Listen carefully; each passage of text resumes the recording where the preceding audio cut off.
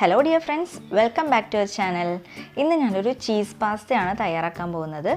വളരെ എളുപ്പത്തിൽ എങ്ങനെ ഒരു ഹെൽത്തി ആയിട്ടുള്ള ഒരു പാസ്ത തയ്യാറാക്കി എടുക്കാമെന്ന് നോക്കാം. ഇതിൽ മസാലകളൊന്നും തന്നെ ആഡ് ചെയ്യുന്നില്ല. അപ്പോൾ എല്ലാവരും ഇത് കണ്ടിട്ട് നിങ്ങൾ ഉണ്ടാക്കി നോക്കുക. ഇഷ്ടപ്പെടുകയാണെങ്കിൽ ലൈക്ക് ചെയ്യണം കേട്ടോ.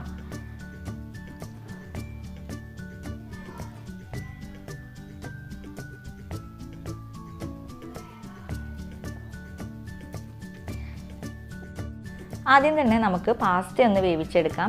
അതിന് വേണ്ടിയിട്ട് ഞാനിവിടെ ഒരു 6 കപ്പ് വെള്ളം എടുത്തിട്ടുണ്ട്. ഇതിലേക്ക് 1 ടീസ്പൂൺ ഒലിവ് ഓയിലും 1 ടീസ്പൂൺ ഉപ്പും ഇട്ട് കൊടുത്തിട്ടുണ്ട്.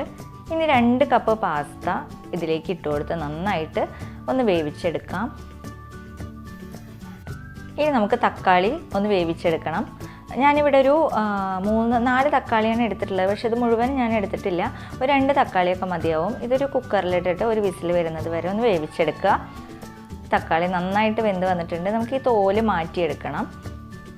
അതുപോലെ തന്നെ നമ്മുടെ പാസ്തയും കറക്റ്റ് വേവായിട്ടുണ്ട്. ഇതൊന്ന് ഒരു അരിപ്പയിലേക്ക് മാറ്റിയിട്ട് വെള്ളം കളഞ്ഞു വെക്കണം. ഇനി നമ്മൾ നേരത്തെ വേവിച്ച് വെച്ചിട്ടുള്ള തക്കാളി ഒന്ന് മിക്സിയിൽ അരച്ചെടുക്കണം.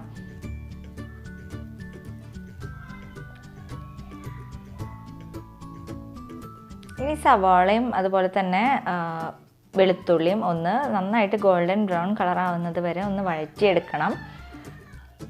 ഈ സവാളയും വെളുത്തുള്ളിയും നന്നായി ഗോൾഡൻ ബ്രൗൺ കളർ ആയതിനു ശേഷം നമ്മൾ നേരത്തെ അരച്ച് വെച്ചിട്ടുള്ള തക്കാളി ഇതിലേക്ക് ചേർത്ത് കൊടുത്ത് ഒരു 10 മിനിറ്റ് നന്നായിട്ട് തിളപ്പിച്ചെടുക്കണം.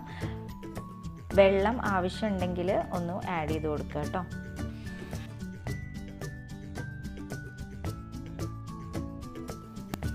ഇതിലേക്ക് നമുക്ക് ചതച്ച മുളക് ഇട്ട് കൊടുക്കാം.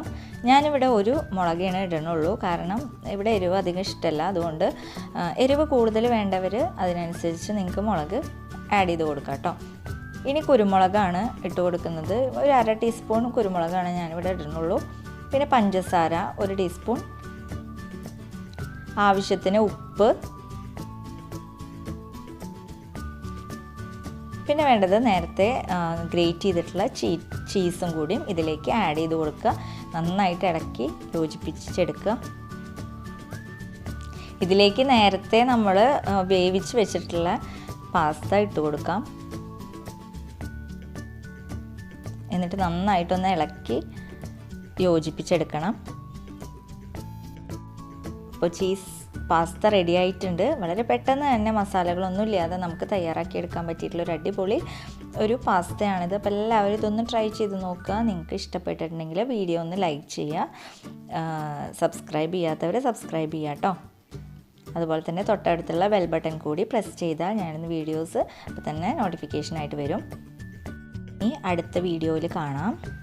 Thank you.